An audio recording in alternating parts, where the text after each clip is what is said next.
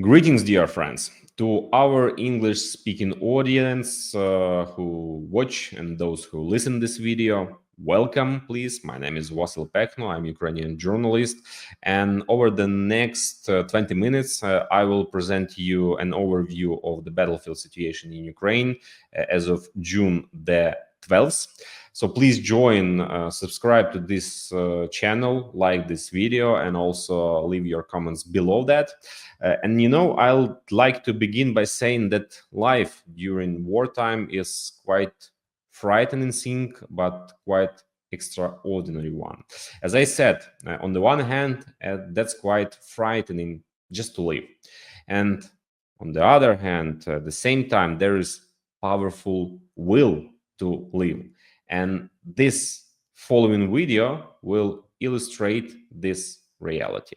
Let's start. Every voice matters. Join our community, support independent journalism, and help us bring you the truth from Ukraine. Become a member of Ukraine Today. Join us now. Greetings, friends. My name is Vasil Piknyuk. You are at the News Factory, and I invite you to review the battle map as of the morning of June 12th. It's Thursday, and we will sum up the results of the past day. Be sure to subscribe to us, leave a like, and write your comments. Let's start with the fact that despite everything, despite the war, we really need to live, and life goes on. Take a look at this video from Donbas. What do we ultimately see? People in the gardens on the frontline territory are planting potatoes. In reality, this is not fun. In fact, it's not funny because this is the village of Oleksivka in Donetsk region where, in fact, assault operations are ongoing on the neighboring streets. I'll show you where it is on the map now and you'll understand. Did I say they're digging up potatoes? No, they're planting potatoes. It's a bit late, to be honest, but if it didn't work out under other circumstances and now is the time to plant, then people are doing it now. In fact, this is the whole phenomenon that Ukraine is living through. These are very strange conditions under which we are experiencing this challenge of a full-scale war. We have all definitely changed. And this, on the one hand, or rather, not just on the one hand, this is definitely not normal. Because right here is the village of Oleksivka, right here, and there are real battles already going on for it. The gray zone is creeping onto neighboring streets, right up to the places where people are digging and, planting potatoes. But on the other hand, well, everyone wants to live. You want to live. Even when 500 shaheds are raining down on the capital, you want to live. You want to have children. You want to get married. Girls want to get married. You want to celebrate. You want to live because it's normal to want to live. And it's normal to keep doing household chores. But honestly, it's a very, very strange story when you see this, when you witness such scenes. And in fact, these scenes need to be seen abroad by those who claim that here we have some kind of shady deals or something else going on. People really need to see how others are suffering, the conditions they are living in planting potatoes, I'll say it again, while fighting is going on in the neighboring streets. And this is what's happening in Donbas. In fact, by the way, if we return to the village of Oleksivka itself, here in the Novopavlivka direction, the enemy has recently started to intensify their pressure. If we look at the changes on the map over the last 10 days of June, it was precisely in the direction of Oleksivka that there was an advance with the enemy expanding the gray zone. And here they are trying to enter the settlement itself. Some of the houses and barns have already been bombed. But for now, the Russians are unable to gain a foothold here. Even though they have tried to raise their flags right in the settlement of Oleksivka. But I repeat once again, they can't, because the presence of the gray zone here is very, very pronounced. Although right now, our understanding of what a gray zone is on the front line is very relative. More precisely, such a line of combat collision is clear. At this point, basically, the entire line of contact is a combat line, and the middle of the line of contact is the gray zone. And when we look at what is happening now at the junction of Donetsk and the Dnipropetrovsk regions, where deep state is persistently, actually correctly, from an informational standpoint, keeping this gray zone exactly along the border between Donetsk and the Dnipropetrovsk regions, this is where the border runs. This is where the boundary lies. I'm highlighting it here in black, and deep state shows indicates that the Russians have actually approached this area. Well, there are Russians who are already advancing beyond the borders. They are, in fact, present in the Dnipropetrovsk region, and they are constantly being destroyed. And Serhiy Sternenko writes about this. Let's read his post together. The enemy has indeed almost reached the administrative border of the Dnipropetrovsk region, writes the well-known Ukrainian volunteer Serhiy Sternenko. The Russians have advanced in the Novopavlivka and Pokrovsk directions. It is not possible to hold them back due to their overwhelming numerical superiority in infantry and a number of other factors. In particular, Sternenko highlights among these factors the lack of anti-personnel and anti-tank mining. To be honest, this is something of a revelation for me, because as far as I know, right now the main asset is actually anti-personnel mining, and many of our units are indeed using it. Perhaps it's not as dense in some specific areas, depending on which units Serhiy Sternenko received this information from, but he presents this information on his own behalf, citing the units as his source. So there is a lack of mining, a lack of adequate shelters, and a lack of proper fortifications. I think this means that on this section of the front, of course, there was time to prepare fortifications, but on the other hand, as they say, they woke up too late to take modern warfare seriously here. Modern fortifications must be adapted to the context of robotic warfare, drone warfare. This should not be large fortified areas built, relatively speaking, somewhere high in the middle of a field. Under no circumstances can they be in the middle of a field. In the middle of the field, there can only be wide anti-tank ditches, lots of dragon's teeth, and plenty of razor wire, all laid out to slow down infantry advances. This is what can be in the open field.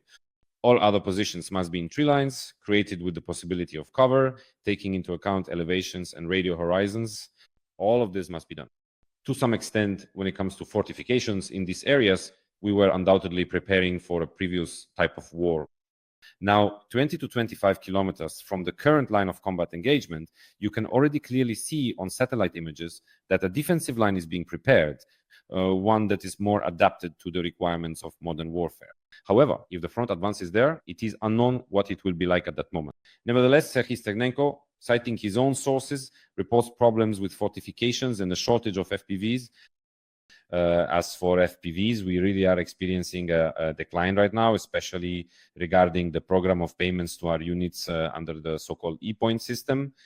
This is when each unit takes out certain high-value enemy targets, starting, let's say, from a tank or an aircraft, and ending with an infantryman or a drone operator. For each such target, a certain coefficient is assigned, a certain number of these, so-called, well, as the military call them, E-points. So these E-points are then total at the end, and the effectiveness of the units is calculated. We have effective units, for example, the same Magyar birds. There is an excellent unit within the National Guard about which you won't find much public information except for its name, Lazar Group. And then there's the Alpha Specialization Center of the Security Service of Ukraine, a number of other units, Phoenix of the State Border Guard Service, and so on. So all these E-points are added up, and accordingly, the higher you are in the ranking, the more drones from the state you can claim. Right now, in this area, we are really falling behind in supplying drones to the military. That's what I know. Although right now there are a number of alternative projects for purchasing drones for the armed forces of Ukraine, we have a decentralization of procurement. Since the beginning of the year, it has actually been implemented. So what is this decentralization project? This is when each and every brigade actually receives the appropriate funds to its account every month. Every month they receive funds. Roughly speaking, if we're talking about a brigade, that's about 25 to 27 million hryvnias. That's roughly 150 Mavics per month, give or take. You don't have to buy only Mavics. You can use that money to buy ground robotic systems, drones. You can buy electronic warfare systems, and of course, reconnaissance Mavics, hotels, mattresses, and so on. So brigades receive 27 million hryvnias each month. Regiments get around 14 to 16 million. And individual battalions receive 5 to 6 million per battalion. This system was introduced at the beginning of this year, and already, give or take, it amounts to about 150 billion, if I'm not mistaken. That's the figure as far as I know. Today, I'll be making a more detailed post about this on my social media. So friends, subscribe to my Telegram channel. You can see how to find it on the screen, or there's a link to it in the description of this video. So this decentralization of procurement was implemented by the authorities. This is something the authorities deserve to be praised for. It was introduced by them. As far as I know, this was actually the initiative of Pavlo Paliza, the deputy head of the president's office, who, after joining the office, having previously been the combat commander of the 93rd Mechanized Brigade, was aware of these issues. The problem is that, let's say, with centralized procurement, when the state buys something for the units, it very often misses the mark. What exactly does the unit need?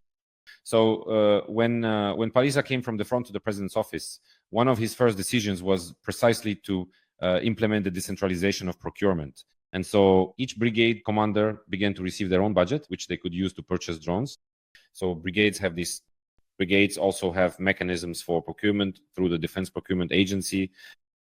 This is an agency under the Ministry of Defense that, let's say, manages all these procurements for the brigades.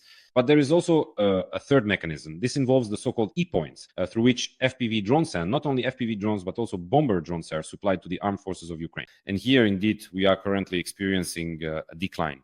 I am confirming the words of Serhiy Sternenko, who writes that this is one of the reasons and problems, in fact, behind our weakened ability to stop the Russians in the Dnipropetrovsk region. So objectively, the Russians are to some extent close to this scenario. So what else is worth mentioning? It's worth talking about the South, by the way, friends, in the context of today's review, because yesterday there was a forum with the participation of countries from the eastern flank of Europe. And Zelensky at the forum said, "Dear Europeans, do not underestimate the danger, because Russia really has every chance, Russia has every reason to hope for or even plan to reach Odesa in 2026, and from Odesa, accordingly, move on to Moldova, and from Moldova advance to Romania." These were the president's words regarding, in fact, the enemy army's plans for next year. Although, of course, plans do not necessarily mean that they will be realized. In principle, what Zelensky said is not new. It is a repetition of statements and theses that were voiced last week in the United States Congress. Before the senators, once again, the previously mentioned Palisa, the deputy head of the president's office, spoke. And at that time, he said that the enemy's real plan for 2026 is indeed an attempt to break through to Odessa. I will be honest, I cannot imagine a scenario in which all of this could actually happen. But I understand why these points are being voiced on the foreign policy stage in the United States, so that they understand the full extent of the threat and danger, as well as Russia's unwillingness to negotiate. Why is this being said in the presence of Romania, who was also present in Odessa, Serbia, Moldova, and so on? Well, again, it's so that they don't let their guard down, so that Europeans understand the full threat and danger posed by the Russian Federation. And here, by the way, it's not just the South that should be discussed, but also the North, the Zapad 2025 exercises, which Russia and Belarus will jointly conduct this September. There are also quite dangerous scenarios there, both for Europe and for Ukraine. In fact, we need to keep those in mind as well. But I think that such direct threats to Odesa simply do not exist. They do not exist in any foreseeable future, except for one scenario. That is, if our military turns around and leaves the front. That could happen if the rear collapses, if the military is not being mobilized, in other words, if the rear is not being mobilized. Or more precisely, if the military is not being replenished, if soldiers are not being replaced, if we start having problems with the supply of things like drones, or if taxes stop being paid. If Ukraine falters as a state, then obviously the military will turn around and leave the front, and then the Russians will have hopes for Odessa. That's why our task is to make sure this doesn't happen, because in any other military scenarios, it's very hard to imagine such a prospect of the enemy breaking through to Odessa. Meanwhile, by the way, friends, I want to dedicate a separate section of today's review to the strikes taking place on the territory of the Russian Federation, because yesterday the General Staff officially confirmed the hit on the Tambov gunpowder plant. There, a fire like the one you see in the photo broke out after the drones struck. And in fact, this is an extremely important and significant event, because Ukraine had tried to attack the Tambov gunpowder plant 4 times, and all 4 times were unsuccessful. On the 5th attempt, explosions were finally recorded at this facility, which is extremely important for the enemy. And the production it carries out is also extremely important, because according to preliminary data, we will, of course, continue to receive updated information. But according to initial reports, part of the gunpowder burned there, possibly some of the production workshops as well, because the fire was quite large, and perhaps part of the raw materials also burned. And this is actually an important facility that supplies the enemy with gunpowder for small arms cartridges, artillery shells, rockets, that is, munitions for multiple launch rocket systems, as well as a substance called collodion cotton. It is used in the production of various explosives, including, as I understand it, munitions for drones, which are now a very, very important component. So definite thumbs up for the Tambov plant, just a big thumbs up for it being hit. In addition, the General Staff reported yesterday that an ammunition depot of the 106th Airborne Division was hit. This is in the Kursk region. We will now move on to the north, and the depot at Butulinovka airfield in the Voronezh region. In general, this is becoming the norm. Constant explosions, constant attacks deep inside enemy territory. Engels airfield. Yesterday, fires were also reported there. Something exploded there, then there was a fire. The oil depot has been burning for 5 days now, ever since it was hit near the strategic aviation airfield. So all of this, well, is great. This pattern of constant strikes deep inside Russian enemy territory is working more and more effectively. The enemy cannot protect its own territory, and unlike them, our air forces, well, I would say, are doing an excellent job dealing with strikes on our territory, on our military-industrial facilities, although we do let some through as well. But for the Russians, these breaches have recently become systematically frequent. At the same time, we can now see what is happening at the enemy's sites, the concentration at the enemy's military-industrial complex facilities, and as a result, the enemy is experiencing a decrease, both in the number of air defense systems and in the amount of anti-aircraft ammunition they are spending on our drones. And still, the drones keep piercing and piercing and piercing through the enemy's air defense system. I really want to see the images of Alabuga, where the Russian Shaheeds are manufactured. The attack that was carried out the day before yesterday, I am very, very eager to see them. As promised, let's move to the north, because the situation in the north, especially in the Kursk region, is also extremely active in terms of striking the rear of the Russian occupiers, particularly in a certain settlement. No, my apologies. We haven't moved to the north just yet. I'll show you one more aerial photo, or rather a satellite image from Dubna. Dubna is in the Moscow region. There are quite a few several important facilities of the Russian defense industry there. And on May 28, Ukrainian drones struck 2 factories, one of which is the Raduga Design Bureau, which is involved in the production of Ka-101 cruise missiles. And now we have already received high-quality satellite images where we can see that one of the factory workshops was damaged after the drone strike. There are holes in its roof. It was pierced quite well, which is actually a pretty good result for a single drone that, according to preliminary information, made it there. So now that this path has been paved, more drones will get through next time, which I sincerely hope for. Now let's return to the north. Here, a deep strike took place near Rilsk in the settlement of Mariino. Here it is, the Rilsk district. This is a relatively rear area. Well, it really is the rear of the enemy's Kursk grouping. And last night, Mariino was also struck. This is how the ammunition was scattered. This is, in fact, the ammunition depot of one of the brigades stationed here. Earlier, a strike was also carried out on the border area of the Kursk region, and I reported about it. Our aviation simply incinerated a so-called cultural center where the occupiers from the 155th Marine Brigade were stationed. So now there's just a flood of whining from enemy channels, a huge amount of complaining about how supposedly the strike on their facilities was so bad, so terrible. Well, what can you do? We're not going to feel sorry for the enemy.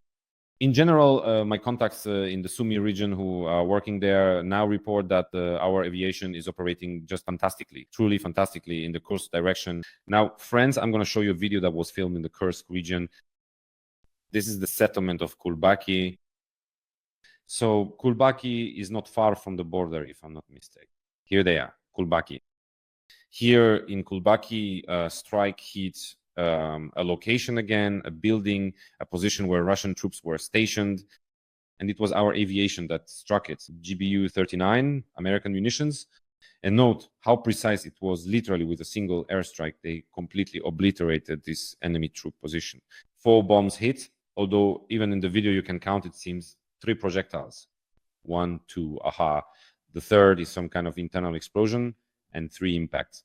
So maybe even 3, although according to official information, there were 4 strikes. But the accuracy is simply fantastic. These buildings, which the occupiers used to house the personnel, were completely destroyed. I am convinced that there will be a truly enormous number of enemy personnel losses there. By the way, the 33rd Assault Regiment was responsible for targeting for the airstrikes. My very good and close friends from the 33rd Assault Regiment, the Big Cats unit. By the way, it's not just personnel. Here, the occupiers were also storing valuable electronic warfare and reconnaissance equipment, among other things, as our soldiers in Kulbaki are reporting. That's why our fighters deserve significant, strong, and well-earned praise for their actions against the occupiers in the north. At the moment, there's nothing particularly new to report about changes in the situation here in the north. On some fronts, our forces have carried out counterattacks, while on others, the enemy has the advantage. We can see that the area in Novomykolaivka still holds, where the enemy is being contained and is unable to cut off this salient. A series of countermeasures by our troops were carried out in Yunakivka. Well, for now, I repeat, I will not give any detailed information. Perhaps in the coming days, there will be some updates from me. Meanwhile, on the map, you may have noticed an update in Bilohorivka over the past day. This is, after all, what I talked about yesterday in the daily battle map review. Unfortunately, the occupiers are advancing in this Siversk direction. In my sector, it's not just Bilohorivka where the enemy is making gains, and the gray zone is spreading not only toward Rihorivka, but the enemy is already present in Serebryanka as well. And so far, at least according to my information, unfortunately, we still haven't managed to completely drive the enemy out of there. Well, that's how things stand, friends. Thank you for your attention. Take care of yourselves. All the best. See you next time.